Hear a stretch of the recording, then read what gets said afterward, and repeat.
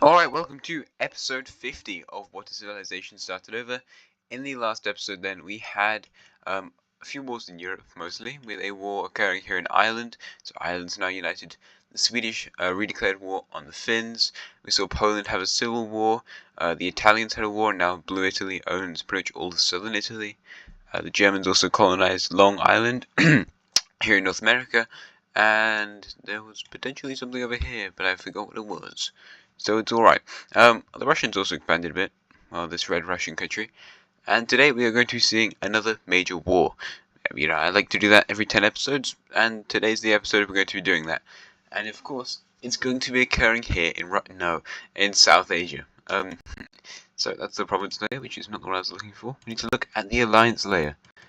It's not going to be important yet, but it will be in a second, because currently we need to look at some pirates. Some pirates whose home nation is actually the red country, interestingly enough, recently went down here to the Strait of Malacca, which is this kind of body of water here. As you can see, a lot of Bengali cities in this area. Anyway, they just blew up a load of stuff. They shot some cannonballs and cannon fire into this area, blew up a load of things, took over these islands, and eventually transformed this island, I don't know what color to make it, but like this island over here and the one next to it, into their own fortress, just trying to take it for their own, until eventually other Bengali forces arrived and completely blew up all their fortifications on the island. So Bengal's kind of annoyed about that. They're like, hey, what? Why'd you do that to me? I like my Strait of Malacca, why'd you blow it up? And the rest of was like, what? We weren't involved at all. The pirates were completely acting on their own. So Bengal did an investigation, and they found out the pirates were not in fact working on their own, and they were being paid by these guys. So that kind of makes Bengal a little bit annoyed, and in a few months what we see occurring is a Bengali invasion of South Indian territory here in Indonesia. And we see the start of this war. So in the early stages we have Bengali forces moving down along the eastern coast of Sumatra and taking the city in the southern area. They're also going to move through these islands over here, taking this other one in the south and making a naval landing near the last remaining city in Sumatra. They tried to make a landing here in Java, but fail in that, and also start to move in from the eastern areas of the Bengal and the South Indian colony. So pretty quickly the Bengali country starts to take over a lot of this Indonesian territory, and that's because they were ready. They had time to prepare. The Southern Indians just kind of thought, they went, oh well, it's just some piracy stuff. They'll get over it. They were prepared for war, but they weren't expecting war. Look at how many cities India's got there. That's crazy. Anyway, yeah, so they were kind of like, why are we at war now? But they were at war, so the Southern Indian country will bring in its alliance, of course, and they're all going to declare war on Bengal. So this includes the Orange country, the Green country, Indochina, and they all declare war on the Bengali, Bihar, that's what I called this country. I forgot what this place is, but it's just random Central Indian country, and India. All four of these countries are now at war with the other four countries. So let's see how the rest of that goes. So, starting off, the Southern Indians will begin their invasion into the Bengali country, moving in and taking one major city pretty quickly, and they also move up and take another right kind of close to it. The land here is pretty good, it's generally alright. And they try to spearhead towards the next city, but there's a lot of fortifications at this point because the Bengali guys don't want to get invaded there, that's why. They also start an invasion into the Indian country, which they invaded a few times, and try to spearhead towards this city, which they eventually take. The Indians, they're pretty strong, but they're not like a top 15 power, and they're definitely not a top 10 power. Speaking of power rankings, they might be kind of pertinent to this episode. Because, as you can see, the number one country in the world is still Spain, number 2 is Turkey, number 3 is now still in India. The Polish had a civil war, that's why. Bengal is in 4th, the Polish are now in 5th, which is pretty sad. Korea is in 6th, Orange China is in 7th, Sweden has now jumped to 8th, England in 9th, and Ireland in 10th. So England and Ireland are kind of close in power, especially in colonies as well. So there we go, that's a quick dip into power rankings. And now we can return to our war here in southern India. So the Southern Indians, well no, it's just India, it's like the Bay of Bengal war, that's what I might call it. They're going to try and set up a front line here in the south, but they don't really manage to push into this point. Anyway, India's going to start its own invasions, as it's going to move towards the capital city of the Orange country, so that's a pretty good place to move towards. There's a few cities around here, and the Orange team just isn't too strong. They're not really weak, but they're not really strong either. So the Indians push their forces into this area, taking these two major cities and getting pretty close to the capital of the Orange country. Over here we see the Blue and the Salmon countries both attack this poor greenish country. Actually, I can duplicate this layer. Yeah, that might be a good idea. We just turn that off. Okay, cool. Yeah, just so if any countries were to perhaps get wiped out, I could bring them back. Blue country's got this really weird panhandle here. Anyway, they push up through this weird peninsula panhandle of the green country, and also towards its major city over here, whilst in the east we see the salmon sort of country take over the capital city. That was pretty easy. This country is not very strong, and they lose their third major city to the salmon country. The salmon team will also start its own invasion into the Orange country, pushing over here towards their capital city, but not being able to take it because the majority of the Orange team forces are defending this area. They do separate off the capital city, but there's some forces in the Green country that are protecting the capital also. Meant to not look like that. There we go. So there's the front lines in this war. The Red Southern Indian country is going to decide to make yet another front line, and this time they're going to push into the Blue country. Unfortunately, there's a load of Indian defences in this area, so don't get too far, and also this isn't the priority at the moment, so that's why. Moving back down to Southeast Asia, we're going to go to Indochina in a second, but not yet. We see the Bengali country completely capitulate the colony here in Sumatra, taking away the coastal areas. Oh no. Oh cool, no, it's fine. Taking away the coastal areas, and the rest of it just submits. Over here in the east, the invasion's going pretty well. They have a new colony in Australia, and they use that to invade the island of Timor, which is pretty undefended. There's like no cities here. And they move towards some of these other islands in this island chain, and moving across the eastern part of this one, and landing in the southern area of this pretty big one. They don't manage to make any more landings, however, but they do get pretty close to the island of Java, with a small invasion of that island, but they do not take it, and they still don't take the area which is now Jakarta, on the western part of Java. The Bengali country will of course also invade the Indo-Chinese country. As I just said before, the capital's kind of in the middle of a rainforest, so that's kind of tricky, but they do push down. I'm going to change the color slightly. Push down, okay, thank you. They push down to this area over here, taking a major city, and also making a landing in the southern part of this peninsula. They push out for this major city, and with this invasion here, they start to spearhead towards the capital, which goes very slowly because the defenses are pretty good, and the pink teams realize that this is the area they should probably protect, other than their eastern coast. That's pretty important as well. The Bengali country also manages to connect up here in the south, but they do not take this other major city, as they're defending that too. Because, you know, if they get past this, it's kind of like, yeah, you might be able to take all of that highly important stuff. The pink team will have its victories, however, as the Bengali country didn't end up protecting its northern area, so the pink team starts to invade into this chunk of territory. Not very valuable, but, you know, they do it. And they get very close to taking this city over here until they eventually do take it. So, there's that.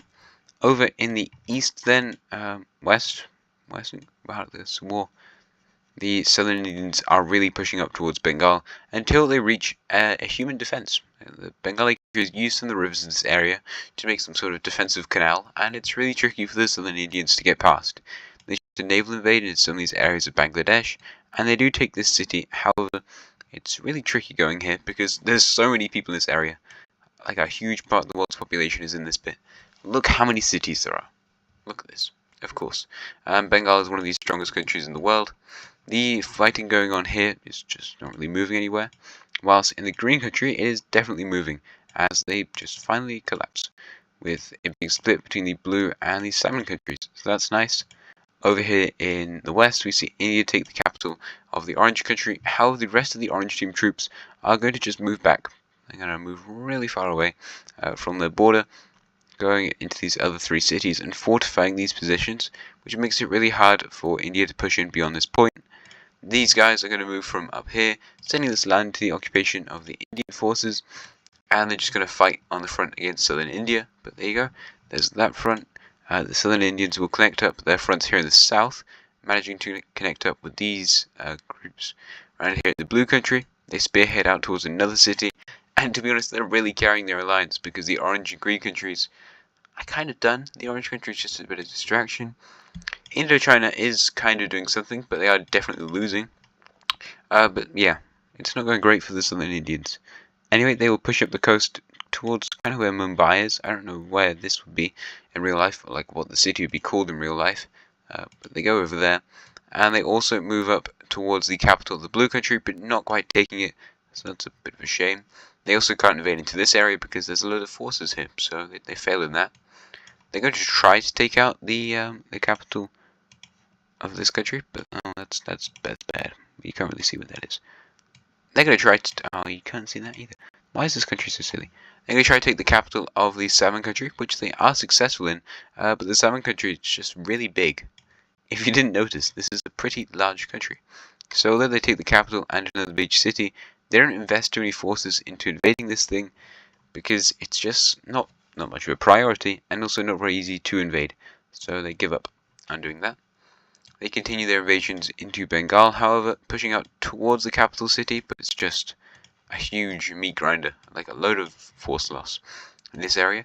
Luckily, they do kind of have an advantage over Bengal because they are not at all prioritizing their colonial areas, because they're kind of just falling apart. They've got like there's no natives here, so the people are actually pretty pro the government, and they do realize that there's no chance they can defend this.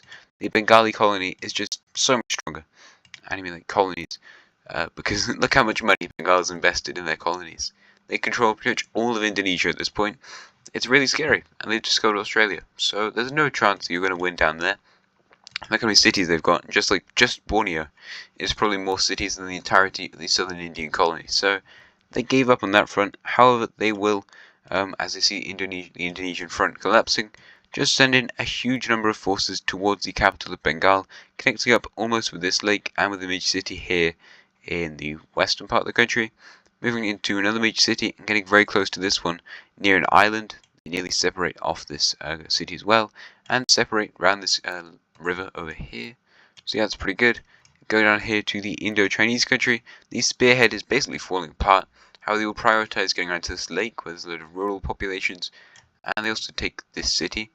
The Bengali forces from Indonesia start to make naval landings near these cities around here on the eastern coast, and they also push out from this point around here to take another major city, but the capital is just really defended, so they're struggling with that. Up in the north, Indochina is still having success fighting in these mountainous, rainforesty regions, but it's not like there'll be guerrilla fighting here. But if Bengal can take the capital of Indochina and a few of these eastern cities, they're going to be fine. They'll be good. So this doesn't really mean too much, this invasion here, but it's definitely something, and it's like a morale booster. It's better for you if you're winning rather than losing. There's so much red on this map, it's crazy. The Indians are going to try to move across into this western area and try to separate off this bit, which they're kind of successful in. It's just a huge pit for troops. So this does allow the Orange Country to make a bit of a counter-offensive towards their capital city, but they generally don't go pretty far. The Southern Indians will push towards the capital of the Blue Country, taking that, and at this point we see a collapse of all Blue Team occupations as, to grab this, the Green Team is able to come back. Hey, oh, I see. I was on the wrong layer. That's why. Wait, can I just... I can. That is handy. I'm stupid. Anyway, they recreate the Green Country, and also up here in the north, you see a rebellion try to recreate the Green Country, so that's pretty good. They try to move across the country, but unfortunately for this northern group, who's really desperate to connect up with the other part of the country, the salmon country is just going to take them down. The red Southern Indians, however, will have a lot of advantage with these new troops helping them. There's not that many, but you know. And they just kind of reach up onto the occupation zones of these salmon and Indian countries. India is doing pretty well at fighting the central region until now, where they start to really fail against the nation of Southern India. They get up towards this major city, but there's a big defensive line going kind of across here, well, more like this. So they struggle in this area, and they just kind of stall. Anyway, the Blue Country's basically fallen apart, so that's nice. The Southern Indian, this Salmon Country is proving very hard to invade, and Bengal is putting up a very good fight towards the Indo-Chinese country. And unfortunately for Indochina, they are actually moving towards the capital finally. They take over this lake and another city. the landings near this city and also this city managed to connect up there. The number of provinces, how many provinces there? Like a few. They will just surrender. They're like, actually, it's not really worth it. It is kind of a Thai majority area, and if you can remember, the Thai country that was over here didn't really love the Indo-Chinese country that much, so that's why. Regardless, though, the main thing that happens here is the capturing of the Indo-Chinese capital. As they move out towards some of these other cities, the leading aristocrats of the country will flee to this city right here. Yeah, that's good. As for the green country, they're obviously being led from the one city that they have, whilst the orange team has retreated into this city over here. That's where they're ruling from. But luckily for Indochina, they had a failsafe for if their capital was captured, and that was the joining of the Guangxi country. Now Guangxi, I don't know, we haven't checked on them in a while. They are currently a monarchy. Well, this country's ideology is still here. I should have moved that. Anyway, so yeah, they don't really care about invading the Bengali country because they're not a council, and I don't think they ever were. I think they've always been a monarchy. But they start to really move across this border. As I said before, not very defended because there's no cities here, and also Bengal did not expect this many troops to arrive from Guangxi, which is like a top 20 power. They're probably close to being a top 15 power, but they're definitely not one. So that's a shame, but they are a pretty strong country. So Bengal is going to have a huge collapse in its front line, which is going to cause people in Indochina to be able to free their capital city, and this was just a huge power boost to these people, as they even free up these two major cities down here in the south, and this other one, but the rainforest down here is just pretty defended. So Indochina is kind of saving itself a little bit. The forces on its border will actually start to, okay, it's not what I wanted to do. We'll start to move in this central region. They do all right, taking over a lake. That's nice. The Bengalis are just like, oh no, this is bad. And unfortunately for them, these southern Indians are really approaching their capital city. They are going to move in to some of the surrounding areas, taking over this major city and taking over this one over here. They're going to basically separate off this western region of the river, taking over that entire area and pushing up to this other outside city of the river region. They are going to use this to move up to this final major city and this other one to the eastern area, but they do not manage to take the capital city just because there's so many people there. Just an unimaginably large number of people have moved to this area. Well, like, moved, I mean by people have fled from these other cities to go to the capital city and just survive out there. So there's a whole load of militia and other forces. The the southern Indian country is going to use the Salmon country as a way to invade into the Bengali country, getting around these defensives that they thought, well, Bengal thought, but kind of good. So that's pretty beneficial for them as they push out into the northern regions where nobody lives. So that's kind of annoying. Anyway, this does come at a cost, with the blue country being mostly freed at this point, so that's kind of a shame. And we even see the full capitulation, once again, of the green country. So bye-bye to them again. Over here in the western regions, we see this major city being captured, and they start to spearhead towards the interim capital city of the orange country. That's bad. I'm just going to tell you when things are bad and good. The Indians have a naval landing on their coast. That's bad for them, as it bypasses this heavily defended city over here. Forces are going to scramble to leave the city, which means the city is captured, and ultimately just a huge Southern Indian victory in that department. Over here, the Bengali country is going to try and just push back against these guys, and they retake all the cities that they lost, so that's good, including another one on the coast here, sending out a huge number of forces from the front line, defending the Salmon country, which is kind of how the Salmon nation fell apart just so badly, and they got invaded like this. I mean, this is not a natural invasion border, especially when your country looks like this. So yeah, that's bad. Anyway, the blue country is still doing something, this silly blue country. Guangxi's invasion in the north is still going pretty well. They don't really want anything beyond what they've already captured or occupied, but they will move out into some of these mountainous regions, get rid of like guerrilla warfare groups. Just not being too handy, but they're doing something. They're distracting some forces, and that's alright.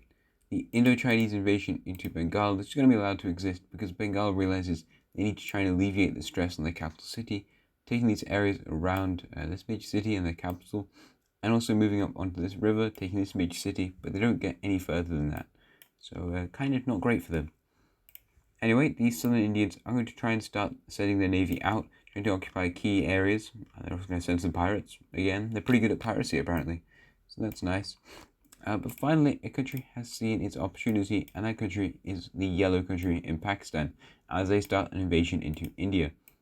Wow, what a surprise. Anyway, they push out and take two major cities in the early stages of their invasion, and also surround the area where they have a major city. They invade into the orange country, and although that's not that important, and lots of the troops fighting here are orange team troops, it does help to build a much better front line, although most of the yellow team troops are actually pushing down here in the south, getting close to these major cities of India's. And yeah, it's just a really bloody war between India and Pakistan, and things start to go really badly. The Indians are realizing that they need to just try and move back the front line as much as possible before they face this incoming Pakistani force. They're going to send a whole load of forces into this front, and then move them right across the country just to go over here and fight Pakistan. So that's bad.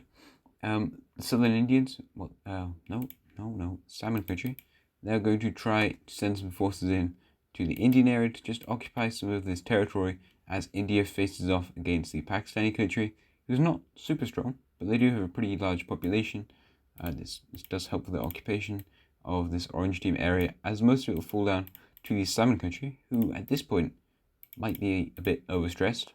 India's occupying this area. Bengal is completely separated off, and over here in the Southeast Asian region, we see a few Indo-Chinese major cities being recaptured by the Indo-Chinese, so that's interesting. But yeah, this is kind of the front lines. The blue country is somehow surviving still.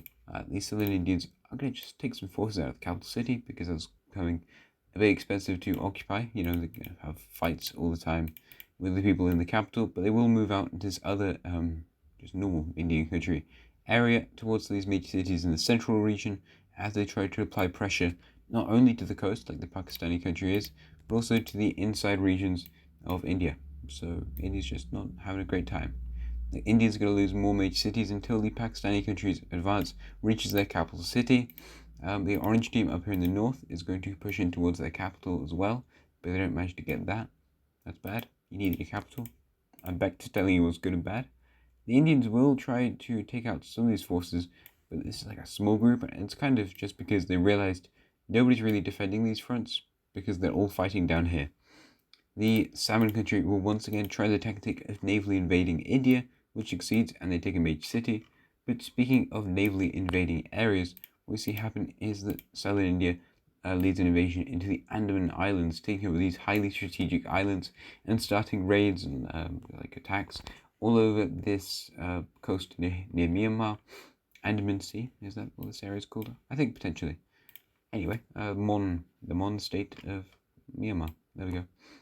So yeah, Indonesia is still under the control of Bangladesh, if you're wondering. Just if you cared. Yeah, Indochina's not really moved the front too much. How they will invade more into these rainforesty areas, taking another major city that have kind of become a Bengali fortress, and also moving towards some of these other cities down here. But they don't really get any because they're not fighting too well. Need to do better. Anyway, Guangxi is still doing stuff. They're still trying. They're doing okay. They take another major city and move into some mountainous, jungly, rainforesty, just not very helpful territory. But they're trying, and that's what counts. So good for them. The attacks on Bengal's capital city will kind of just... They start to move them back a little bit, but it's still not that much movement, and Bengal is definitely losing in terms of, your capital city. You kind of want to keep that. The Southern Indians are going to make sure to fortify the capital of the Salmon country, which is currently being led from probably this city over here. They don't really have many other cities. We also see rebellions occur in the Greenish country, because of course they want their independence again. So in these southern areas we see in the south, in the cities, in the capital city, there's a small scale-ish one that spreads pretty quickly. How the blue country will send its own forces in. It doesn't really have many, but they try to occupy some of these areas just for the Salmon country because they're getting overwhelmed at this point. It is getting pretty bad. But yeah, this is how the front lines look at this point in the war, so really strange. Anyway, the Southern Indians are going to try and help this rebellion happening in the Greenish country, so they move across this border, getting up to the Green Rebellion in the north, which is nearly being wiped out until eventually they do manage to just save it, taking over this eastern part of the country and doing that. Up here in the north, this salmon country is collapsing. They have to defend way too much stuff, and they've nearly lost the capital city of the orange country. Down here in the south, we see that the Pakistani country has almost taken the Indian capital until they finally do. They also push out to this here and take this capital over here. This is one of the biggest fights and battles in the entire war, but it results in a Pakistani victory as the Southern Indians move along and pressure this area around the capital, like this bay or whatever. They also take the other city that's kind of near Mumbai, but not quite, I don't think. And in the entire Gujarat Peninsula falls under the control of southern India. The Indian country is now basically starved of resources. They lost their coastline. And if we head back over to the Bay of Bengal territory, we can see that landings are being made all across the Strait of Malacca. And yeah, the pirates are doing pretty well in this territory. Rebellions are occurring within the colonies of southern India, and that's really just really bad for your morale if you are a Bengali supporter. So they lose the entire island of Sumatra. We see rebellions take over control in areas such as Java as well. These territories don't really care though. But the really big changing point is that Orange China, I think potentially the 7th strongest country in the entire world, starts this invasion, taking its forces right here into northern Borneo and along this coastline. They also invade into Papua New Guinea, which doesn't have any major cities apparently, but they start to invade into these territories, but they don't get too far because they don't be bothered. No, they can't be bothered. What just happened? Cool. They invade into the northern areas Sulawesi and into the Moluccas over here, and this is just generally really good. So a Bengali force, like a Bengali expeditionary force or something, starts to take over the remainder of their occupied islands until eventually what they do is make a landing over here in Australia, which is kind of cool for them. You know, they finally got to Australia. The Chinese kind of wanted to get this colony, but they didn't, so I guess they'll have to deal with the effects of that. And at this point, it's basically just like Bengal and their alliance is falling apart. They weren't able to accrue any more allies, and over here in southern Indochina, they managed to retake the capital city, push up on the Bengali border for the most part, not entirely, but for the most part. Although some Bengali forces do still occupy regions, we see an invasion happen towards the capital city, and it becomes the new bloodiest war bloodiest battle in the war after this one over here. Whilst in India, the entire force surrenders over to Pakistan, which is crazy to say this sentence, but yeah, it's mostly occupied by Pakistan actually, because the southern Indians have a lot of fronts to fight on, although they're probably potentially the most populous country on earth. Maybe Bengal might be taking that spot. Anyway, the orange country will entirely free itself, and the green country will also do that as rebellions rock the occupation zones of the salmon and whatever countries. Blue country, there we go. The orange country starts its own invasion here into the salmon nation, and eventually that thing will also capitulate. So goodbye to them. Yeah, of course this country's gone. Bye bye, blue country, and now it begins the slow invasion into unfortunate Bengali country, one of the most historic, oldest, most powerful countries across this entire series. You know, they've been around since like episode 5 or something, but unfortunately it's all falling down here as the Chinese occupy lots of their Indonesian colony, but not that much, because I kind of forgot to diversify the occupation zones, and southern India will also take over quite a lot of it, including the Papua New Guinea colony, for the most part. Okay, maybe not that bit. Sulawesi is definitely taken over by China. We see Indochina finally push out all invading forces, and they begin their full invasion here into the Bengali area. They push around the southern area of Thailand and reach the Andaman Sea. They go around into Myanmar and head into the Irrawaddy Delta region, pushing up the coast. And the capital's already been taken, so up in the north we can see just bad things happening as southern India will fully take control over this northern area. Down here in Sumatra, we see the southern Indians take over this, along with the rest of the Malay Peninsula. And yeah, that kind of concludes this war. That was a pretty crazy war. We saw lots of countries get involved, such as China. China is definitely going to become a lot more powerful in these following episodes. And yes, southern India. might now be the most powerful country in the entire world. So this is definitely going to change up dynamics, as Europe was kind of looking to be the dominant area. Bengal is definitely not having a lot of fun, but it also means we can now move on to some more Eurocentric things, because Asia's kind of got its own powerhouse. So yeah, if you enjoyed today's episode, please like, subscribe, comment, and I'll see you again next time. Goodbye.